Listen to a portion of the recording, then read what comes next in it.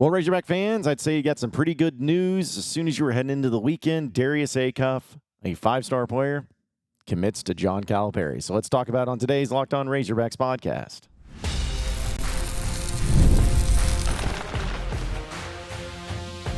You are Locked On Razorbacks, your daily podcast on the Arkansas Razorbacks. Part of the Locked On Podcast Network, your team every day. Welcome into the Locked On Razorbacks podcast. I am your host, John Nabors. Appreciate everybody listening in and watching in on this beautiful day here in the great state of Arkansas. Today's episode of Locked On Razorbacks is brought to you by FanDuel. Make every moment more as playoff winds down and the sports stop sporting like we want them to. This summer, FanDuel is hooking up all customers with a boost or a bonus daily. That's right. There's something for everyone, every day, all summer long. So visit FanDuel.com to get started. Hope everybody had a wonderful weekend, as we're going to talk a little football too. Some good news from the football side of things in recruiting, and there's also fall camp starting up. We'll have a chance to actually hear from John Calipari as well, maybe even a few players here, and we'll talk about that tomorrow. But some big news, and I wouldn't even call it surprising because it felt like people were leaning towards this certain direction and how things were going. But Darius Acuff Jr., who is the number one point guard, as well as the number 4 overall prospect in the entire 2025 class, has officially committed to John Calipari and the University of Arkansas. And not only that, but he had some big-time schools that were into the mix, like Kansas and Michigan. Those were the other finalists in there. But he did it during a special ceremony in Highland Hills, Michigan, and it was actually streamed on the 24/7 Sports YouTube channel when he made it official. So he's a composite 5-star, by the way, folks, which means that he's at a .9967 rating in the composite ratings, and he's also the third highest-rated commitment in the modern recruiting rankings era, behind Nick Smith Jr. and Al Jefferson, which, you know, it's funny. Al Jefferson never played here because he went pro, and then Nick Smith Jr. didn't play even a full season here, didn't get a lot from him. So, yeah, just a really cool thing to see. And he's out of Detroit. He's 6'3", 180 pounds, and he has been really recruited by John Calipari for a very long time right now. And he made an official visit back in May, and Arkansas just seemed to be the one that was leading the whole way. He also spent the last few months over at the Nike EYBL, which is always a big deal in the Peach Jam event, over in North Augusta, and he averaged 20 points, 3 rebounds, 3 assists, while shooting 48% from the field and 43% from three-point land. It's not too bad. So he also had this to say, and this is all according to 24/7 Sports. He says, quote, "My official visit with Arkansas went well. I have a good relationship with John Calipari. I took a visit to Kentucky, and I took a visit to Arkansas. Nothing was different but the schools. It was a great visit. Coach Cal is a great guard coach. Most of his guards are in the league." And this was also coming from Adam Finkelstein, who's the director of scouting for 24/7 Sports. He says, Acuff is the most dominant and dynamic lead guard in the class, who plays with an outward confidence. He controls the offensive end of the floor with the ball in his hands and has a variety of versatile tools at his disposal. Firstly, he's cut up and powerful with his really long arms, and so when he drops his body to attack, he can absorb contact without getting pushed off the line, whether that be open or in half court. So basically, all of that is just to say that this is an incredible get. You have one of the best players in the recruiting cycle coming in the 2025 class with John Calipari, and you got to be excited about it. Like, it's just amazing to me where I still look at it two different ways, in two different angles. It's amazing to me how players just are thinking of Arkansas, and you have so much confidence that you're going to get them compared to what you've had before. And, you know, Must, I think, did a really good job in recruiting. I think he did a really good job in the transfer portal. I mean, the year that they had 3 McDonald's All-Americans coming out of the high school cycle, it was just incredible. And, you know, you saw some big-time players there. And then even under Mike Anderson and Pelfrey and even those guys, like, every so often you get one of those big-time players. You know, you get a Bobby Portis, you get a Daniel Gafford. You get somebody like that every so often, but to see it now be as consistent and as, like, confident, where it's not like, okay, so, well, we get all excited for this, and everyone's predicting this, and everyone's leaning towards this, and then it doesn't happen. You know, you kind of got used to that as a Razorback basketball fan. It just always felt like, even though you felt so confident that it was going to happen and this was going to be your guy, it never actually did that. It never actually went forth in that. And it was disappointing many times having to deal with it. But you're not seeing that anymore. But the other side of it, too, is that with John Calipari, this is something that Razorback fans, I don't think, really care about, and they shouldn't. This is more talking about how other people, especially like Kentucky fans, how they'll view it in.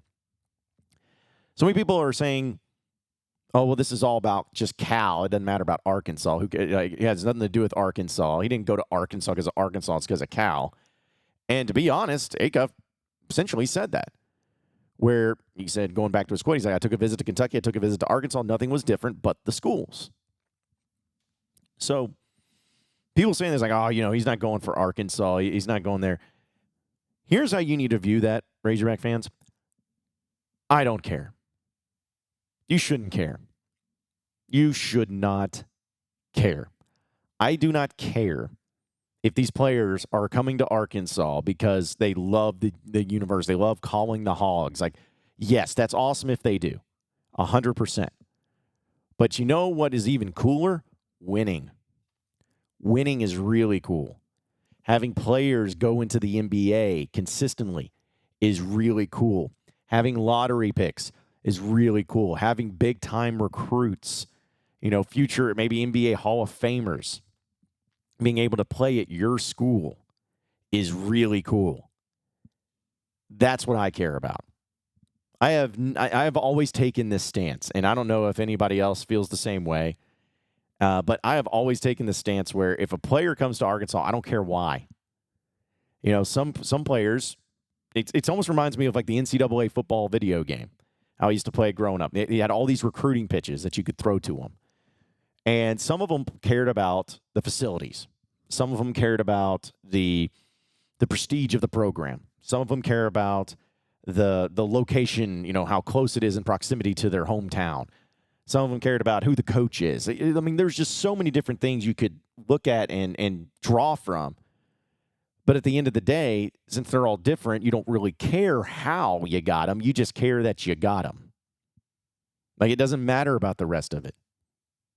You know, there's going to be players, like, let's be honest, and because we can look at it in the perspective of Razorback basketball in general.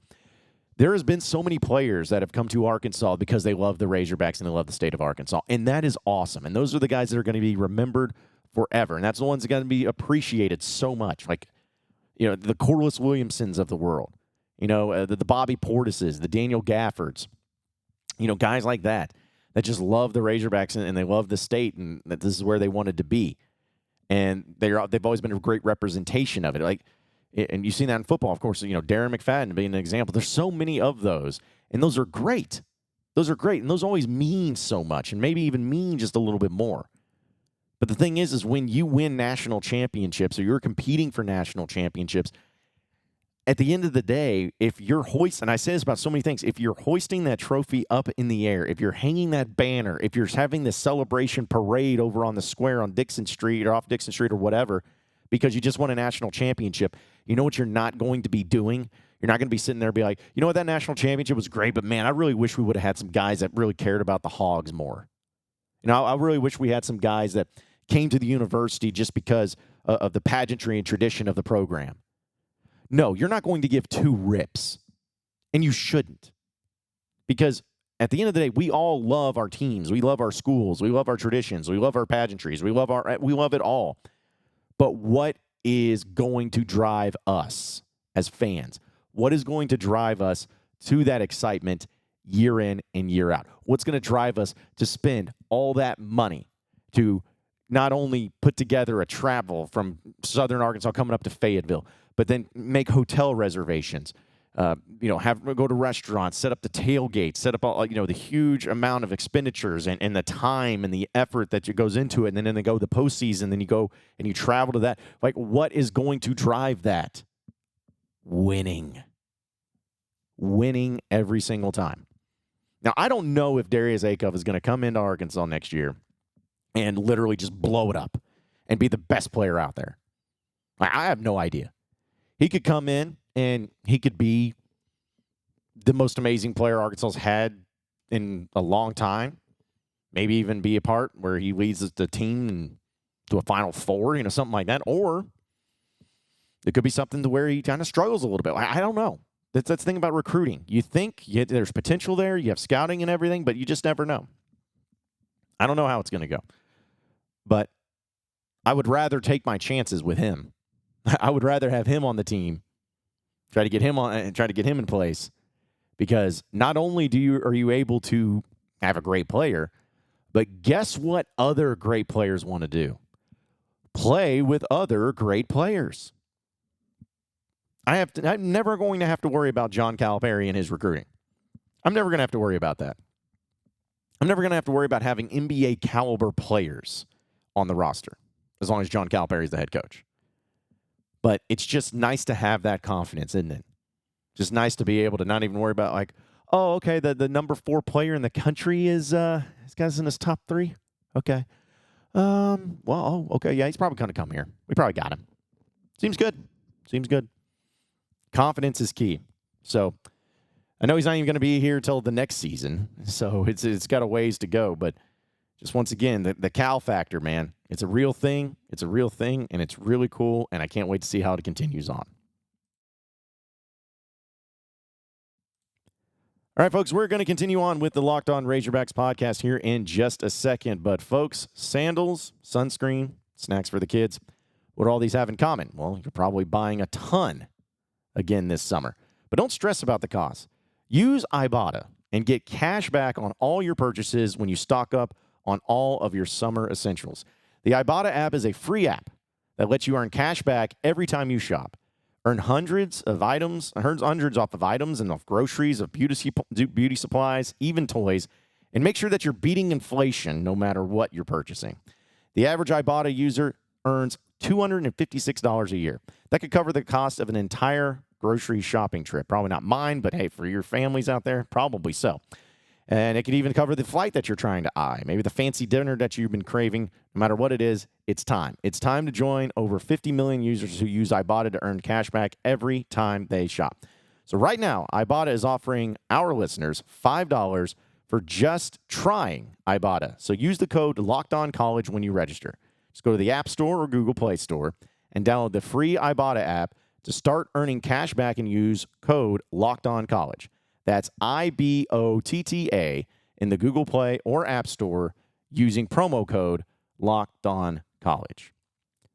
We're also brought to you by a very new sponsor here on the Locked On Razorbacks podcast as well.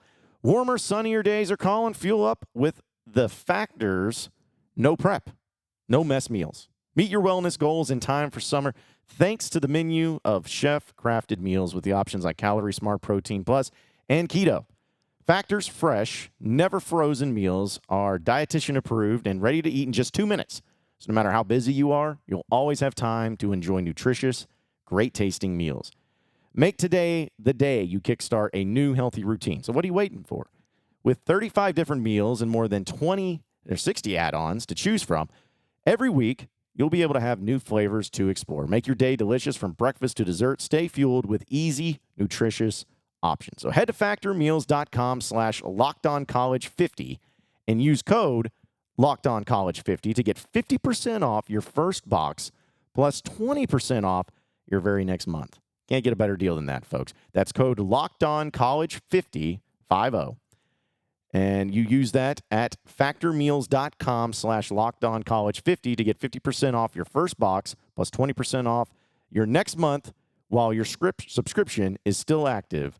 Again, LockedOnCollege50 promo code at factormeals.com/LockedOnCollege50.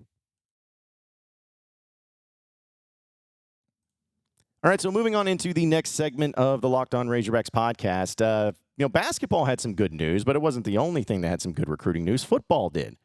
Now, I know how everybody feels right now and all that, but seriously, you got to give credit where credit is due. You got to give respect when respect is needed. And it looked like that Arkansas had a great recruiting weekend over the weekend, even got a commitment for the 2026 class that's going to be coming up. But this one was a big one, as Reginald Vaughn, love the name Reginald, He is a 4-star defensive lineman who chose Arkansas over LSU, Ole Miss, and Mississippi State, as well as a lot of others. 6'2", 257 pounds. He's 36th nationally among all defensive line recruits for according to 24/7 Sports. And he's part of the 2025 class. And Deke Adams, who, as I talked about, I believe last week, how I feel like he's a very underrated coach. Maybe he doesn't get the respect that he deserves. But he was also really big in the recruitment. And Arkansas has 4 other defensive linemen committed for that year's cycle in 2025. So we already talked about how the fact that he chose Arkansas over LSU, Ole Miss, and Mississippi State. He also had offers to Auburn, Florida, Georgia, Tennessee, Texas, Penn State, Georgia Tech, Indiana, and a lot of others. And here's the thing. You can look at this in a good way, or you can look at this in a suspect way. But he's only taken 1 official visit so far, and that was to Arkansas. And he did that on the weekend of June 21st. So he said, quote, this is all according to 24/7 Sports, says, this one sets the bar pretty high after his visit. He said, Coach Adams and Coach Sam Pittman, I feel like they're kind of family. They're always just loving on me, and so I have to love them back because it's just a lot of love at Arkansas. It did help Arkansas going forward. I just felt like it wasn't a script, like the coaches were just being themselves, and that's what I want, for them to be themselves, and that's what I want them to be. You don't have to change for me. Just be how you are. So Arkansas got a few other ones because last week, again, a few guys that committed, like Nigel Pringle. We talked about him last week. And also Lionel Prudhomme. I believe that's how you say his name. I'm hoping so. But he's out of Shreveport, and he's an offensive lineman. And so now officially Arkansas is 26th nationally in the rankings and also 11th in the SEC. I mean, I know it's crazy. But they surpassed South Carolina in that. They have 18 commitments for the 2025 class, and looks like they're still continuing on, and they're not done yet, according to sources. They still got a few things to go. So, again, give credit where credit is due. You have to. You have to give that up to them because this could be something to where it's all like, oh, it's up in the air. You never know how it's going to go. But to be able to go out there and to just keep getting after it and have some quality players that commit to your school when – you feel like, oh, is the recruiting up in the air? You know, is there some, there's some issues? Is there some things you're gonna have to battle through? Don't really know. But what you do know is that you're still got a coaching staff that's at least putting in the work and trying. They're trying to get the best class that they can, and sitting at 18 commitments, I guess 19 hard commitments at this point in time, ain't too bad, ain't too shabby whatsoever. Yeah, because Lionel Prudhomme was the kid of the offensive lineman. Chose Arkansas over Texas Tech, Arizona State, Georgia Tech. So, they're going to keep trying to add some offensive linemen there too. But it's just amazing. Isn't that crazy how rankings work, especially in the recruiting cycles? Because I'm looking at it, it's like Arkansas is 26th. It's pretty good. It's not bad. They're just one spot behind USC, for crying out loud. But due to the SEC and how crazy it is, Bama's at 2, Georgia's at 3. LSU's at 4, Tennessee's at 5, A&M's at 7, Oklahoma's at 8, Auburn's at 11, Texas is at 14, Missouri's at 15, Kentucky's at 21. So there are 10. Those are the 10 schools that are out of Arkansas in the SEC. But as I'll say it, I said it before, and I'll say it again. There's still a lot of time for this to happen, so you never know what the class is going to end up looking like. But here's the thing, folks, you got to remember. Yes, if you have a top 10 class, that is a huge separation. But I continue to argue that the classes 11 through 25, there's not that much difference between them.